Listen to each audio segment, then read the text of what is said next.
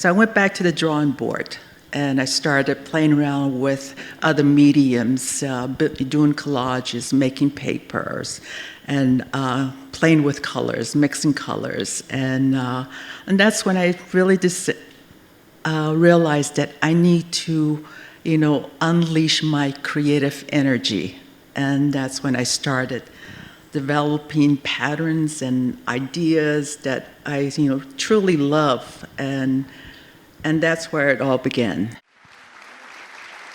Thank you, ladies and gentlemen, for joining us this afternoon for what I'm sure is going to be a fascinating conversation with D.Y. Begay. The National Museum of the American Indian is thrilled to be joined by two extraordinary fiber artists in their own right, Helena Hernmarck and Velma Kee Craig, and they are going to help us dive deeper into D.Y.'s tapestry art and her life as a fiber artist. I'd like to start us off by asking both Helena and Velma to briefly tell us a little bit about themselves and how perhaps they met D.Y. and became acquainted with her art. And also, if you would tell us what you find most compelling about D.Y.'s art. Helena, would you start us off? Well, I'm glad to. It was a great moment for me in 1987 when D.Y. had organized an exhibition at the Ganteaume Library in New York, and it was Navajo Tapestries. And I went, and we met, and I said to D.Y., I'm a Swedish weaver. And she said, oh, I've always been interested in Swedish weaving. And I said, what? Why? But then I said, well, I'm going to Sweden in 2 weeks. Do you want to come with me? And she said, yes. And off we went. I packed my bags that evening. And then she got to meet my mentors, my teachers, my associates, and my whole family. Everybody met D.Y., and it was a wonderful beginning of our friendship. And what is it, Helena, that you find most interesting about D.Y.'s art?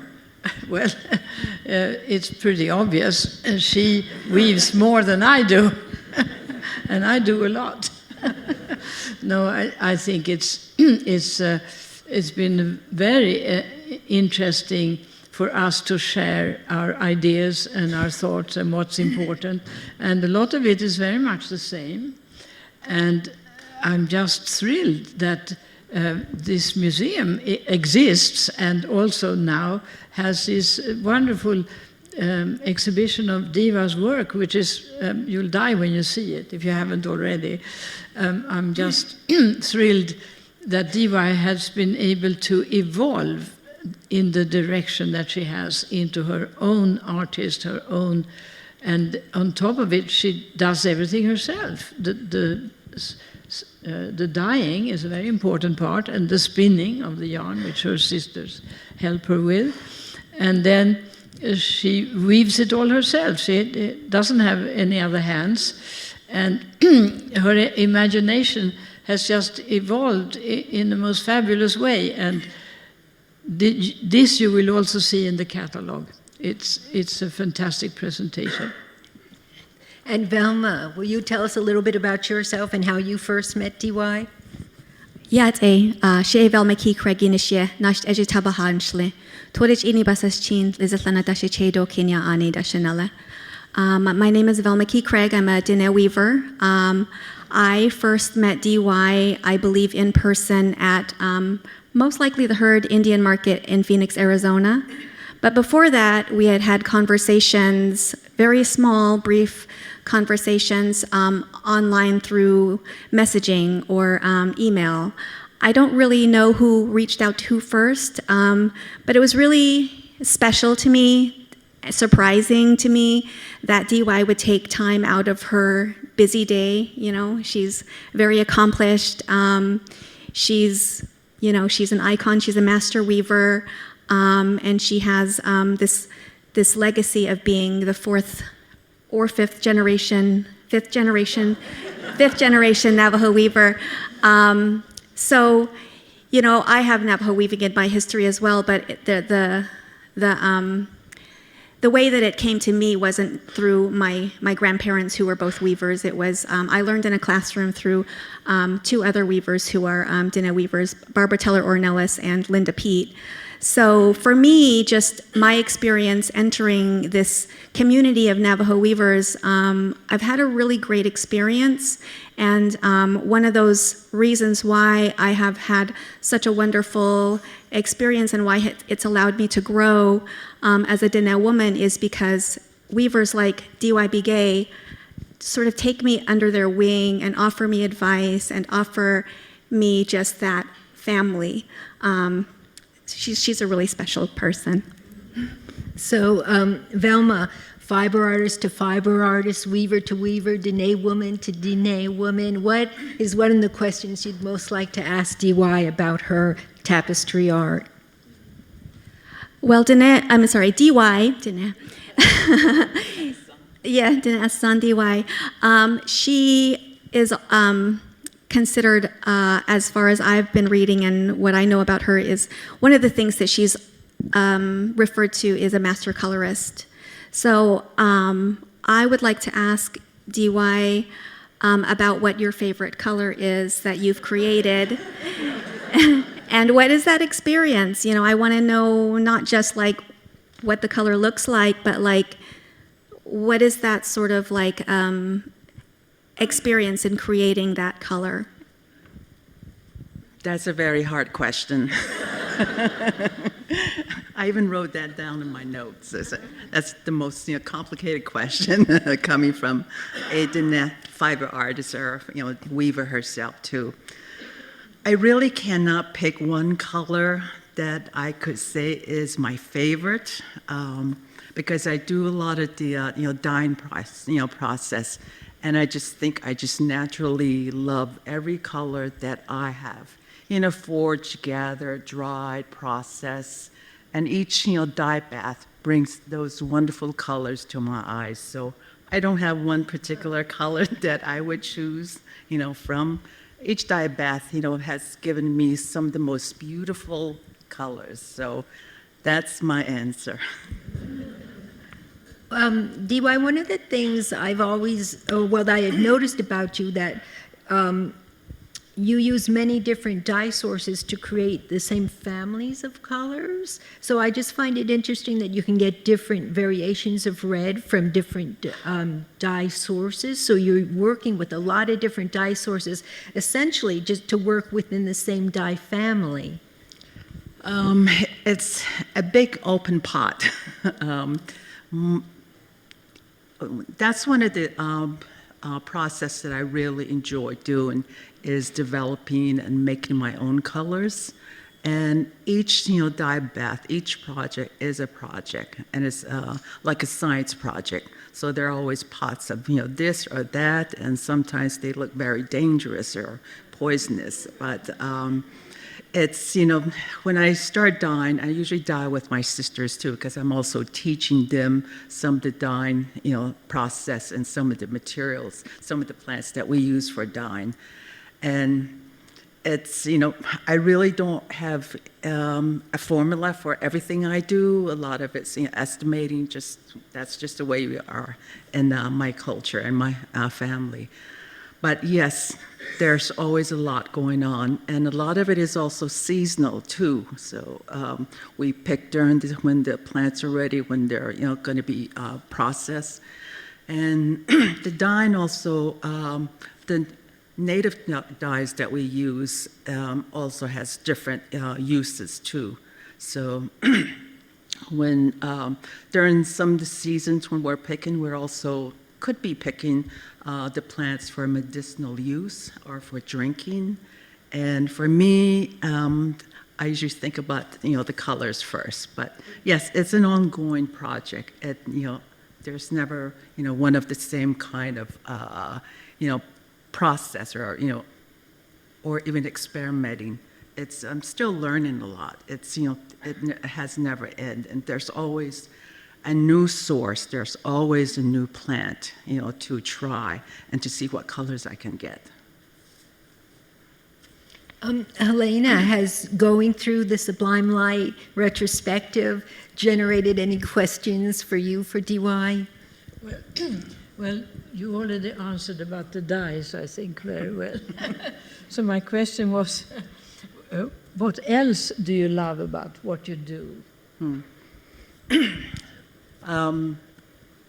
In my culture, and I'm speaking more of the weavers, a lot of us often say weaving is life, and I believe in that, and I practice that.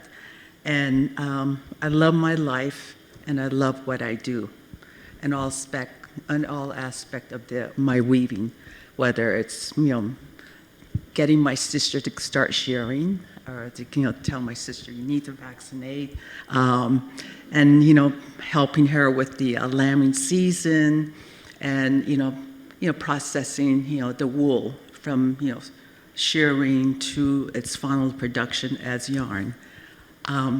Those are some of the things that I love. It's a big part of my life as a weaver and as a Diné. DY, having the wonderful opportunity for working with you on this retrospective, I learned that you're also a journaler and that journaling is very important. It's an integral part of your art practice. So will you tell us when you started journaling and how you came to realize it was really something important for you to be doing as an artist? Journaling is a bigger part of my weaving career now, probably in the last maybe 2 decades. And it's really important to me because it's a personal communication with what I'm doing at the moment, at the loom or out with the sheep or foraging plants.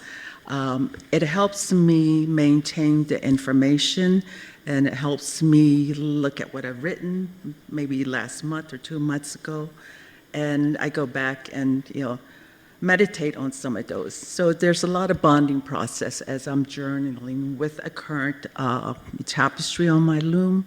So it's an ongoing situation, and I'm glad that I have kept journals and sketches for 3 decades, because now that's information for me, and it's also a bank of information for weavers, young weavers that want to learn how to weave, and the information is there. So I want to be able to share what I have experienced, what I've learned, and how I did some of the process. Velma, do you journal?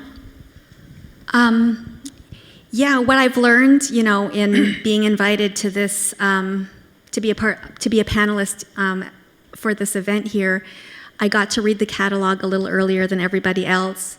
And so I got to learn about DY's journaling, and I got to read some of those excerpts that were placed next to the textiles that she's woven in the catalog. And I'm just like, wow, DY and I have so much in common, and it's just so great that I have her in my life as a friend and as a mentor. But yes, I do journal. I do write alongside weaving, and I tell stories, or I have told stories in other mediums such as film. And when I started weaving, I did not know what to weave. I didn't know necessarily what my grandparents wove because they had sold their textiles as soon as they came off the loom. I had seen weavings in process, so there's a section in the catalog that I really liked where DY was talking about, or it might have been your sister who had written the essay that was talking about this sort of like learning through watching. And I feel like that's what I did, even though my grandparents did not necessarily take me aside and say, this is how you weave, this is the next step, which is what I was waiting for. So there's that sort of disconnect in just how my generation, my expectations, and how I would have expected learning to come, and how her generation was teaching, So that's what I learned, from reading the catalog is I did learn a lot. And I feel like I did learn a lot because once I was in the classroom and I got that little bit of instruction, I was able to take it further, very quickly. And I think that's the case for a lot of people. I also am a teacher. I teach Navajo weaving to beginning Navajo students, and there are students who have that sort of like teaching in their backgrounds, but they just need that little bit of,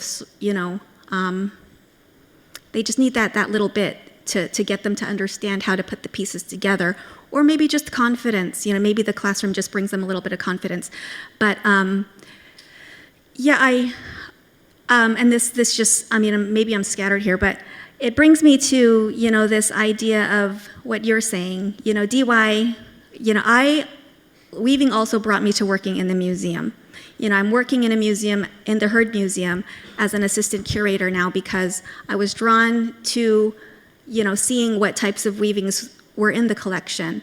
And so that's where my interest in, that's what drew me to the museum in the first place.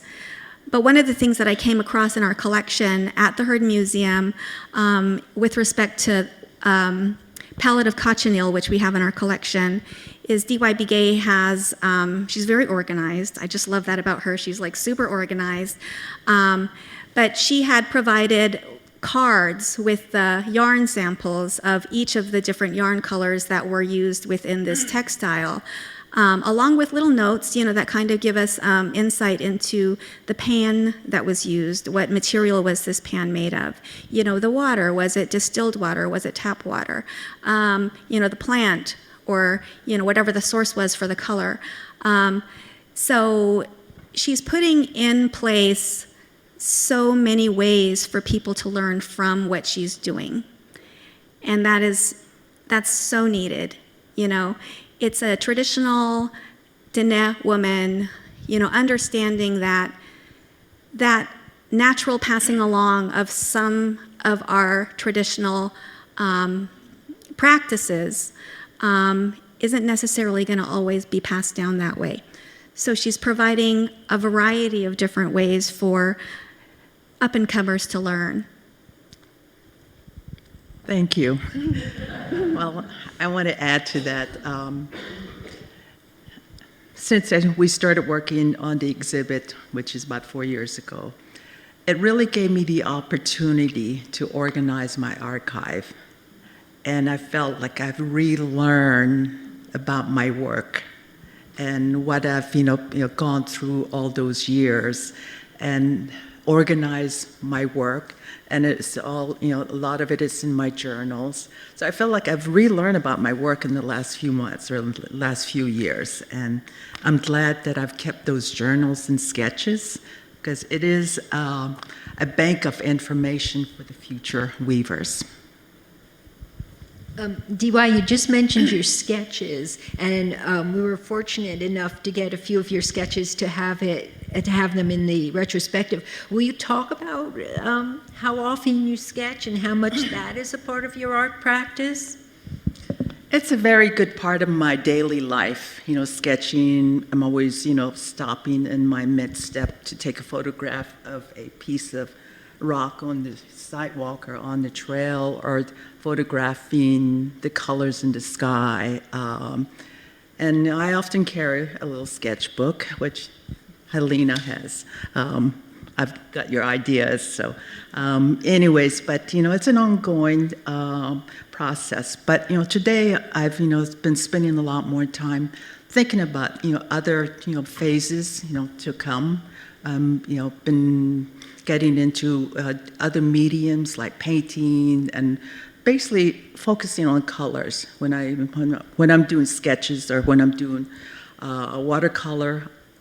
I'm more, most of the things that I think about is, working with colors. What other colors could I incorporate into my new tapestries? So it's a daily, I do weave full time. So there's always journaling, there's always sketching, there's always reading, experimenting, and trying out different colors and with the dyeing process. So it's a whole gamut of, that's my daily activity. Helena, Do you work ever with different materials besides wool? For example, DY will incorporate sometimes different materials into her weavings besides wool. Do you ever do that? Yes, yes, I do. I use linen quite a lot. Not too much cotton, although I have some mercerized cotton, French, that I will add. What I have added, which is very peculiar, is what's left over when sequins are made. They're punched out of a strip of plastic, and that plastic roll is then 4 inches high and filled with holes.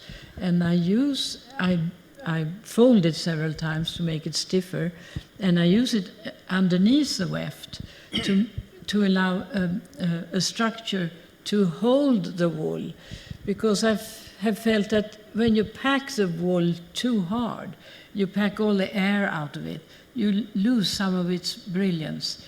And if you can allow the wool to be puffy and not carry the weight, then it becomes a stronger statement. So I wove a big amaryllis that way, which is partly then translucent, because it's loosely woven and not every square inch is covered. But the wool can then express so much more if you leave it to breathe, you leave some air in it. So that is kind of a new thing that I got into. Fascinating. DY, I think people are always interested to see, sometimes you incorporate silk into a weaving, or you incorporate mohair, and I think the question is always, well, how come in this tapestry you're incorporating mohair, or how come in this tapestry you're incorporating silk? Yes, in our Navajo weaving tradition, yes, it's very common to be using wool, which is part of our culture and tradition. And I do more than 95% of my tapestries are woven with wool. Yes, I do resort to other sources like cotton, linen, silk, or alpaca. And when I resort to other sources, it's usually when I want to emphasize a texture or an effect for a special place or spot on the tapestry, on the composition. So that's when I do incorporate other fiber sources. DY, in the textile Winter in the North, I noticed in the materials that you did use cotton in that instance. Was there a reason for that particular textile that you chose to use cotton? Yes, it was probably a different, a shade of color that I couldn't achieve in my dye pot. But yes, there is cotton, linen, silk, and mohair in Winter in the North. So I mean, if you have to really look at the weave up close to identify the different types of fiber. But it's for special effects that I can't get with my hand-dyed wool. So. Velma, yesterday when we were upstairs in the gallery together, you started making a comment about you thought DY was doing something unusual with her tassels compared to other Navajo weavers. I don't want to give secrets away. Good eyes. Well, I had just my weavings, the bottom cord, the first row. It's not actually a row in the weaving, but it's made in the setup of warping the loom. It's the bottom cord. It's the edging cord. We call it a selvage cord. So that is laced in the process of warping your loom, and then it eventually becomes part of the picture, the image. So I weave with, or I start that warp with one color, and I decide that color because whatever I'm feeling at that moment. Well, I noticed in DY's textile Winter in the North that her selvage cord at the bottom was 2 colors, blue and I think white. So I asked about that. I did think, I hadn't seen it on anybody else's textiles, so I wondered if DY had seen it also on other people's textiles, or if that was something that she feels is unique to herself. It's not really a secret, but You're the first person to, recognize that. I don't think anybody has ever, pointed that out. But that all happens in the spinning process because I spin, the edging and selvage quartz to coordinate with the beginning color and the tapestry, and usually the finishing color is also different. So I just couldn't, as I'm spinning, I loop two different colors together at the halfway point and then finish the spin out. So then it's the coordination, fits in with the whatever colors the top and bottoms are. May I ask you, the tapestry is never rolled under. It's always the tapestry, as I imagine it on the loom. Do you roll it under, or do you, with chairs and ladders, work your way up the design? How do you reach the top? And don't you want to see the whole thing? Yes, I'm glad I'm tall. But yes, sometimes if the warp is very long, yes, when I start, it's usually rolled over the top bar, and then as it moves up, then I can roll the bottom part away under the top bar, so it can move up and down. But most of the time, I like to sit at just like a chair level, as I'm always working like I'm sitting at a desk. But you want to see the whole thing? Or doesn't that matter? It matters. I like to walk away from my loom as the tapestry is growing up, because I like to just look at the composition to make sure I'm headed in the right direction, to make sure that I'm pleased with the colors or the way the images are forming. Do you ever use a binocular backwards? I know that from you, but I've learned that from you. To see it at a distance? Yes, every once in a while I do. Yeah, okay. yeah, it works. It really works, That's important to me, to get away from it, further away. So Helena, you weave large textiles as well. Do you not have to roll it or fold it at some point? Yes, it rolls under. It disappears. The beginning does disappear. You can roll it back a certain distance, but not all the way if it's a big piece. You have to wait till it's all done to step back and really see what you did. DY, I think the audience would love to hear you talk about when you found your voice as an artist, when you started developing your distinctive style. I probably don't have the exact date, but around 1990, after weaving quite a bit and honing my weaving skills and techniques, and throughout that time, I realized that I was neglecting my creative process, my creative part of the design, and I just stopped and started thinking about where am I going. I've honed some of my techniques, and could I be repeating some of the regional styles numerous times. And so I went back to the drawing board and I started playing around with other mediums, doing collages, making papers, and playing with colors, mixing colors. And that's when I really just realized that I need to unleash my creative energy. And that's when I started developing patterns and ideas that I truly love, and that's where it all began, and that's where I'm at today. And so could you talk about one of those early tapestries where you realized that you were going to be moving in a new direction, like maybe either Mountain Behind the Hogan or Pollen Path? Well, Natural is the one that really stands out, because I know at that point, I think it was in 1999, that I realized that, my creative juice was just bouncing all over the place, and I wanted to, combine some of the common motifs and a lot of the Navajo weavings, and then my own ideas. So the collaboration happened, and I started experimenting with laying out the pattern and colors that I really wanted to incorporate, and some of the motifs and some of my own designs that I had created while I was doing collagings and stuff like that.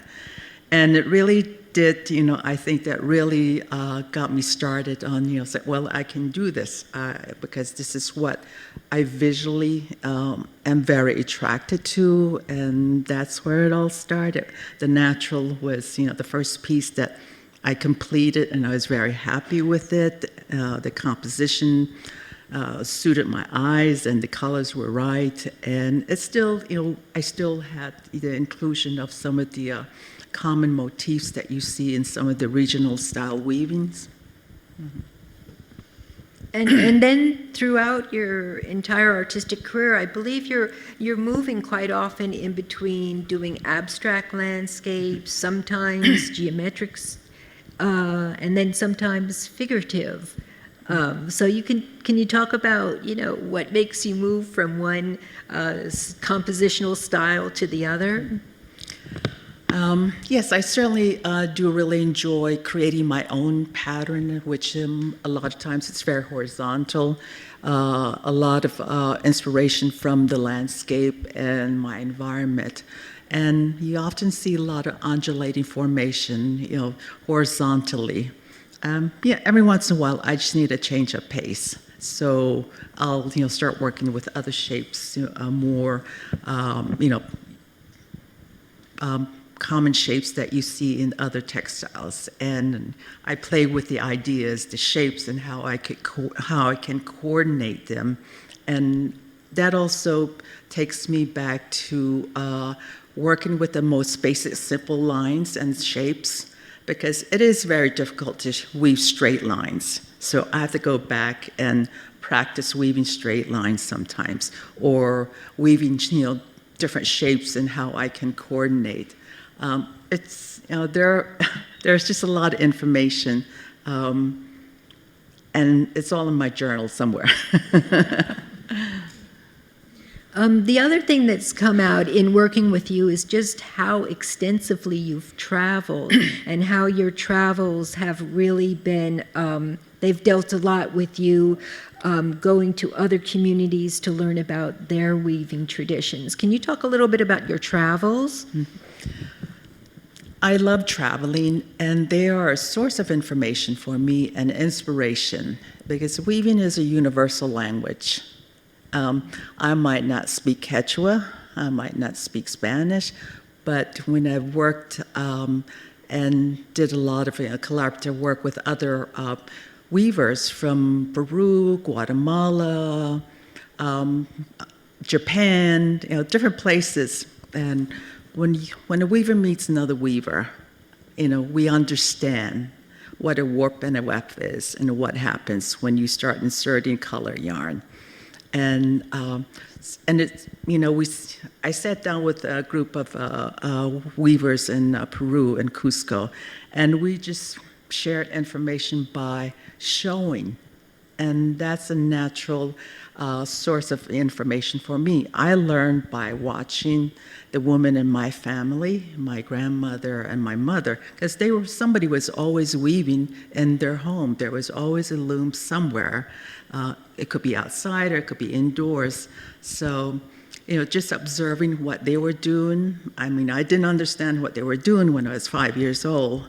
But so when I travel and work with different weavers, I can understand, they can understand me, because, weaving is a universal language to anybody. Helena and Velma, it's an eye-opener for me, too. I've learned so much by traveling to different places and meeting different people, and I think that's a great resource to any artist or anybody, and I truly enjoy, traveling. So I can't wait to get back on the road. And then something else that I believe that's been important in your artistic development is having the opportunity to spend time studying 19th century Diné weaving. Yes. When I decided that I really need to branch out in the 1990s, I was back in Arizona, and one of the other projects that I set aside for myself too was that I started going to textile art shows, and also to museums, any museums that I could access, to see, look at the collection, to study the collection, look at their colors, look at the designs, the techniques, or anything, any written information, but collections, and it really opened my eyes that it's all out there. And I was very glad that I did that, and I still do that when I travel. I go to different museums and access, collection, whether it's, a Swedish weaving or, a poncho, down in South America. I look at, the colors, the design, and, any information that I can get. So those are sources for me, a source of, inspiration, and this is also information that I have in my journals that I share with other weavers that are interested. So I have about 4 boxes of information right now, since it's much more organized too. So, DY, I came across an interview with you somewhere which you mentioned that you had pulled a textile off of the loom and then had tried to steam it and then it collapsed. So I just wondered, if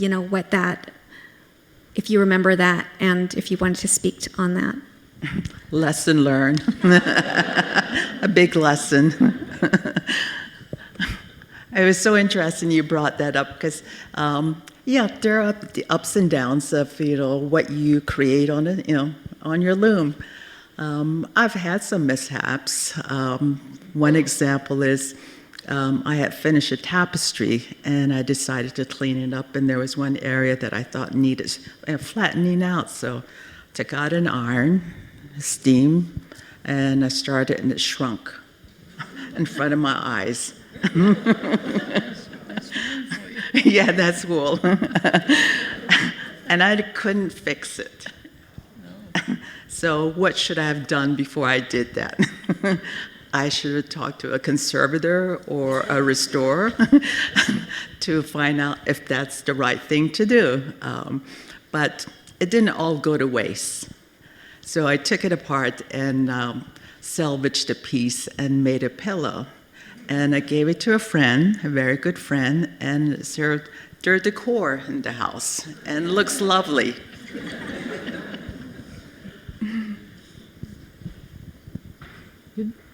Turn anything to the right. The mic. Yes. Sorry, I'm not so good at this. No, I think one question I had in mind to ask you was, what is your responsibility towards finding more people to buy from? For you to buy from. Do you have a gallery connection, for example, a specific gallery that represents your work? Or is it mostly sold out of the exhibitions and from the Indian market? I don't have a gallery that carries my work, but when I first started weaving, I had decided that this is going to be a big part of my life, and to support myself too. And so one way for me to learn about how to market my work or how to get my work out there was to start learning about marketing and talking to people and going to shows. So I just made a list of shows that I could start, which was our famous Santa Fe Indian Market and the Herd Indian Market. That was, I thought, a very good place to start because you present your work and you directly talk with the public that come to see the show. And that was, a great lesson for me, and I'm really glad that I took that route, because I've learned a lot about, engaging, with people and talking about my work. And so that has, really helped me, and it has helped me develop a system so I can, yes, support myself. And then it all, sort of, unfolded. My work got out, and then I started meeting more people, museums started talking to me. So, and along with that, I have provided a lot of education about my work, why I work, why I weave, and how I weave. And so that was a bigger, part of getting my work out there was, I showed up my work, I talked about my work, and that was the bigger part of my journey to developing my career as a fiber artist. DY, do you think you felt the need to do that because your compositions were so distinct and so different from what people's expectations were from Navajo weavers? Yes, that was a big step. I wanted to present what I personally was, coming from my creative, energy, and it wasn't, I was, sort of hesitant, but I did, I did get to the part where I wanted to be, and a lot of it, came with education, talking to people about, why my styles and colors have changed, but I still utilize the traditional loom. I still use the traditional tools, and I'm a 5th generation weaver, and I have 6th generation weavers in my family. So it's a long family tradition that I've kept the roots of my tradition alive, and it continues today. My colors are very different, my patterns, my compositions are different, but they're very personal. And do you feel in recent years your tapestries are moving perhaps in a new direction? Well, yes, it has to evolve. Personally, I can't, be in one, place for a long time. Right now, yes, the next phase, the next transformation. I've been thinking a lot about water, water. So water is my theme now, big water. And that has a lot to do with something very personal. I'm from the Big Water clan. So I finally discovered that, I finally understood that. When I was sitting in a plane flying across the Pacific Ocean, I said, why do I love water? And then it was right there. So that's but then I'm also, I'm planning on returning to the drawing board too, and getting back into painting and develop more ideas, images, or other sources. What else can I do with that? It will never end. It will never end. That's also wonderful. Yeah, weaving is life, right? The warp and the weft. Yes. It's we're lucky to do it. Velma, how much are you weaving now? Are you weaving a lot? I'm not weaving quite as much as, I'm not weaving a lot, no. I have a textile on the loom currently that is about halfway through, and I'm in a master's program. So during the semesters, I don't touch my loom because I won't stop, And so in between semesters, I make sure to get back to my loom. I was able to finish a tapestry in between, before this semester started, so I was very happy that I was able to do that in the amount of time that I had. That was my goal. But I, just hearing, what you just spoke to, I mentioned that, I didn't have any references for what my grandparents wove, So I wasn't necessarily, when I started weaving, didn't know what to weave. I didn't feel like I could own, any sort of, style, like a regional style that maybe was commonly woven in an area that my grandparents were from or my family was from. So what I did was I wove what I knew, and that was something very different from what I'm told people had seen, and I kept doing that. And so when I presented my first few pieces at one of the weavers' markets at the Heard Museum, I was nervous a little bit. I was nervous, not necessarily from what the visitors would say, but, I didn't know how my work would be accepted or, received by fellow weavers, especially, older weavers. And then to my, surprise, and I'm happy that it went this way, but I didn't receive any discouragement, Not that I was weaving anything that I felt like I shouldn't weave. I just didn't know what place, this new thing, what I should do, right? But your point, in my time spent in the museum, looking at tapestries, textiles woven by, weavers who wove before the regional styles took hold, I really just came to this understanding that, we wove what we knew, right? Mm-hmm. And they were in the form of these abstract designs, but we also incorporated materials that were not necessarily considered traditional today. Our ancestors at points in time wove with commercial yarn, wove with commercial dyes, and all of this was just sort of a part of the history of weaving. So that for me allowed me to give myself permission to not feel like I had to conform within these regional styles that really, in my perspective, were an interruption upon our tradition. So I don't know, did you have anything to say to that point?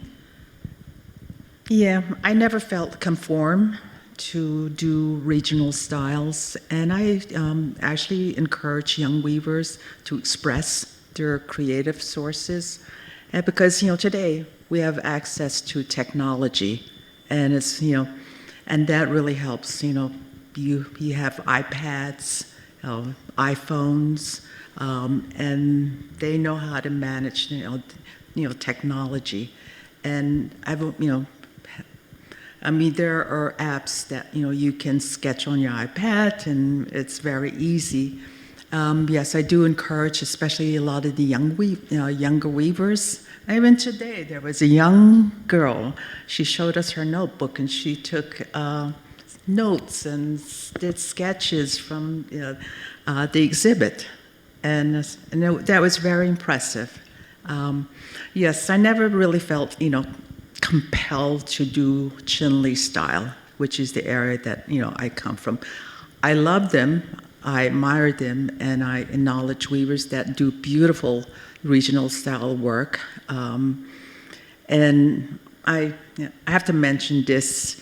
When I first really started showing my new style, I believe it was at the Heard Show, this older Navajo woman came, and she didn't speak English. So we started talking, and I was hoping that she would ask me about my design. And she kept looking at one of my weavings and looking, and I finally asked her, "What do you think?" And she said, "This is the most beautiful pattern I've ever seen. How did you make those colors?" And I was like, phew. I always remember that lady. And so, I was annoyed. I was acknowledged that, thank you. And, our weaving has to evolve. Technology has, changed a lot of, situation conditions, and having access to more sources and material, I think, is wonderful. Wonderful. Well, now we're going to open up the Q&A session. So if any of you have questions that you would like to ask DY or any of our other panelists, Velma or Helena, please get up and ask your questions. There's a microphone in the middle of the auditorium. So while we're waiting, DY, I know you've talked a lot about your travels. Is there anything in your travels that you found particularly inspiring or surprising? In my travels, the places, the landscape, the environment, or even the architect inspires me. The colors, the colors in the landscape, which is often more green than where I live, different colors. Those are a lot of my inspiration. All right. First person? Yes, good afternoon. Yat DY. This is Connie Sosigasan. Yat And Yat And I'm just curious. My family comes from your area, and I was just curious. They're all rug weavers, and they put in that spirit line. Do you do that? And if they do, could you share it with us, what it means? The spirit line. The way I was taught about the spirit line was I don't do a whole lot of tapestries that are bordered, but the way I was taught by my grandmother and my mother was the spirit line is always there when you complete a weaving. It's a way out to release your energy, to bless that you've completed another weaving. So my mother never taught me to create a line that depicts a spirit line. So the way we understand it in my language is we call it chonti, which means a way out. So it's part of your emotional and your mental capacity. You let it go. It's done. That's your project. That's finished. Your tapestry is finished. Mm-hmm. All right. Next question, please. Yes, toward the end of the exhibit, there is this, I'm calling it a separate little room, and I was so happy you mentioned your focus on water, because there's a weaving that is very much in the foreground, very water-oriented in the landscape, and I apologize, I don't know the name of it, but definitely all in the blues. I was wondering where your inspiration came from that piece. Didn't really hear. I think it's Big Water, the tapestry Big Water, what your inspiration for that piece was. At the end? Yes. Okay. Big water. Okay. There are a lot of big water in my head. That particular piece, actually the inspiration for that piece came when I was out on Long Island a couple of years ago. So I was on the coast, walking, on the beach, and so that's where that inspiration came from. I just love all the green marsh that was around the water as it was, starting to, go out and out when the rises was going out into the horizon. It was just a beautiful image, and that's what captured, the idea for that, big water piece. Mm-hmm.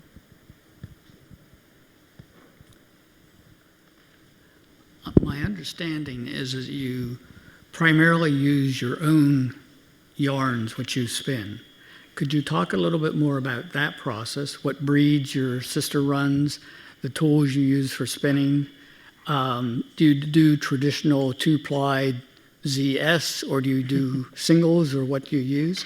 And a secondary, separate question, if you mind, you touched on, your background is Chin Lee, but are there particularly some of the regional, traditional styles that have influenced you more than others? the last question, but The first question had to do with here. churro sheep. Yeah. His question is, what type of wool do you use, and what is the Well, what's your total yarn construction process. In other words, what tools you use to spin, what breeds you use, what your sister has, and do you use singles or plied traditionals and that kind of thing? And then the second question was, what regional styles influenced you the most? As far as the material, my family and my sister Bedina raises the sheep, and we are raising churro sheep, and we use all the fleece from our sheep, which we hand process from washing to dyeing. And most of our spinning is single, and I don't, and only if I'm, spinning the, edging cord, that's, an S spun. But otherwise, it's just a very, plain spin. And Navajo yes, I do. Navajo We also, spindle or wheel? pardon me? Navajo spindle or wheel or? Navajo, yes. And we also have friends, in our community that have sheep, and usually sometimes they come to us and ask us to help them shear, and then we earn fleece for shearing. And then I have other friends that have sheep in Santa Fe area that I used to go and shear every spring for her, and if I wanted to fleece, I take home the fleece too. So there's always somebody looking for shearers, and our earning is as long as we get some fleece. Yes. Yeah. Thank you for sharing your knowledge today. I'm a little bit intimidated of using my hand spun and specifically vegetal dyed yarns in my weaving.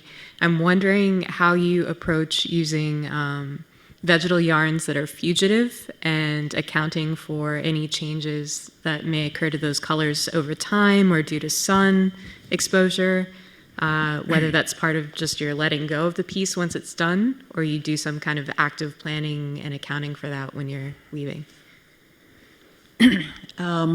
With the dyeing process, I do use mordants to preserve the colors.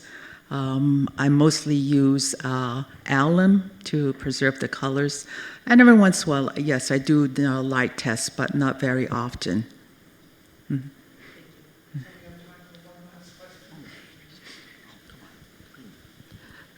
Yate. Oh. Mm-hmm. My question, I asked Cecile the other day, and it's the repetitive patterns and the undulating and your gradients, and I know reflective of the landscapes. My two grandmothers, Shamasana and Shandala, they're weavers, and I grew up herding sheep. And I recall my grandmother chanting as she would weave. And I was curious if that repetition and the Diné chants, if in any way it influenced the repetitive patterns of your weavings.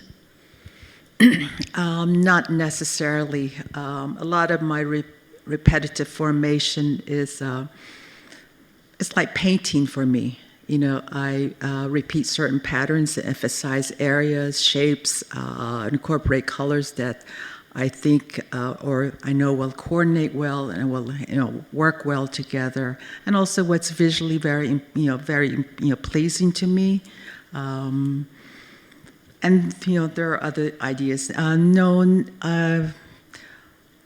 I keep my ceremonial separate from my weaving. I don't incorporate motifs from, sand paintings or any other ceremonial material into my weaving. Yes, we do. Yes, we do have prayers for weaving, and that's more personal, within the family. And my mother, my grandmother, my grandfather was a medicine man, so he has taught us. about, as a weaver, these are, some of the traditions that you have to acknowledge and keep, for yourself and for your immediate family. So, yes, I think it's more an artistic journey for me. All right, that's it. We're out of time for today. So thank you all for joining us. And let's give another one. Thank you.